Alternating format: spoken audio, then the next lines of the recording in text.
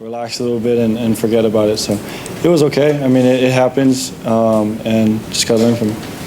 Why do you guys have so much success through the air? I mean, everybody else has against Cal too, but what do you see when is it just they can't cover everybody in your offense, so eventually somebody's going to be open, or? It's for us, it was just our receivers and their route running. They were able to get open.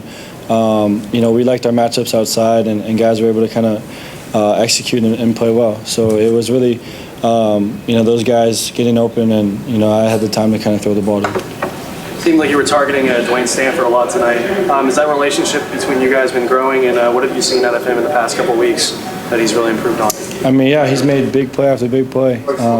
And it's fun because this entire offense is just starting to click. And, with these young receivers that are kind of stepping up now and kind of getting a bunch of games under their belt, they're all playing well. And for us, it's always a confidence booster when you're going out there and playing well. So each receiver is playing well. Dwayne, it was kind of his night, the last couple of weeks. And those guys are unselfish, and they understand that each guy will have this opportunity, and they really just kind of enjoy that, and they kind of thrive in it. So the guys have done well this last couple of weeks, and we got to look forward to getting better.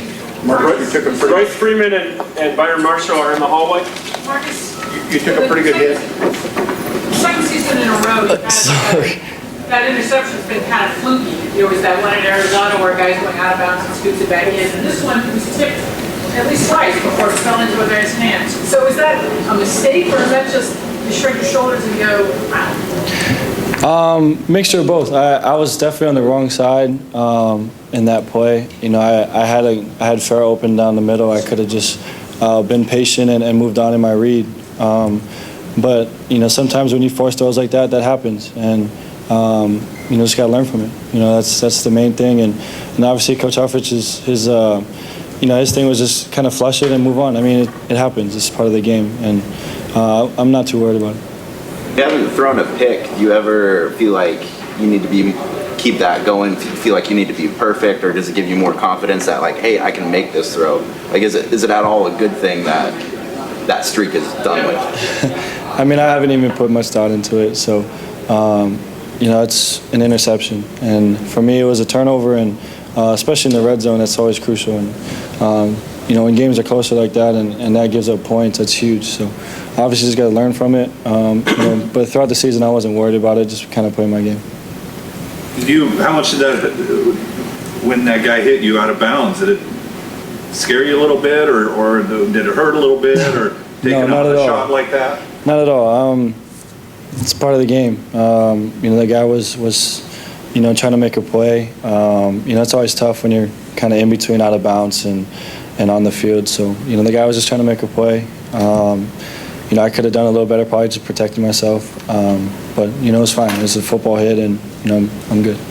Are you getting better at sliding or knowing when you should slide, or evaluate your slides? Some of them seem a little hold your breath. Yeah, for me, I've gained a lot of confidence in sliding over the last year or so. For me, when I first got here, I was always kind of diving with my head first, and sliding's kind of an easier way to kind of protect yourself. Sometimes, when you slide, some guys are going to hit you, and it's kind of part of the game. But yeah, I mean, I've gotten better at it. It's going to help me kind of protect myself throughout my career, and I've gained a lot of confidence in it. Seeing that Byron Marshall play, you guys led 38-28, had the ball coming out in the second half. That was a big play because they had some momentum going into the half. What did you see on that play? It was 3rd and 21. They kind of all played back. There's basically what we call 53 double heads, or everyone's kind of deep, and Mike linebacker's kind of playing in between the two safeties, and they just try to cover everybody, and they drop 8. Our receivers have been running good dig routes all year, and it just so happened that safety kind of bit on the dig route by Dwayne, and Byron was able to run by the corner. And, heads up play by Byron, because, that's stuff that we don't really practice, but, it's awesome when you can kind of execute and all be on the same page. How much is Byron involved in this offense over, the 3 years you guys have been here together? Oh, he's a huge part of this offense. And, that guy is such a versatile player that we have to find ways to get him the ball. And, whether it's running, having him line up at receiver and bringing him back and handing him the ball off, or finding ways to get him in space and getting him the ball through the air. I mean, there's got to be, the Coach Frost and Coach Hufford are always finding ways to get him the ball because he's so versatile and really a good athlete for us. Played in an NFL stadium tonight. Is that something that you gauge, or is it just the same mentality as throwing at the practice field at Hatfield Down? Yeah, I mean, you can't let these moments be too big for you. And for me, I was able to kind of take pictures. My dad and my brother are huge Niner fans, so I made sure to take pictures for them and send it to them. But other than that, it's just same old game and just play our game. The initial thoughts on Stanford? Oh man, honestly, I haven't put much thought to it. Just kind of enjoying this win. But we'll get back to work right when we get back in UG. What about going against that? How do you beat that defense, Marcus? Stanford's defense. They don't do much different. Yeah, I mean, they got a solid front seven.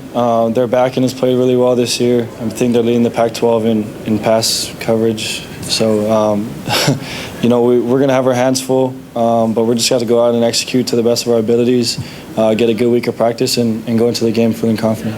You guys on offense at all when the defense, I don't want to word it wrong, not that the defense is giving up points, but that you're in a shootout where you guys can go out and have more meaningful drives and not be done early?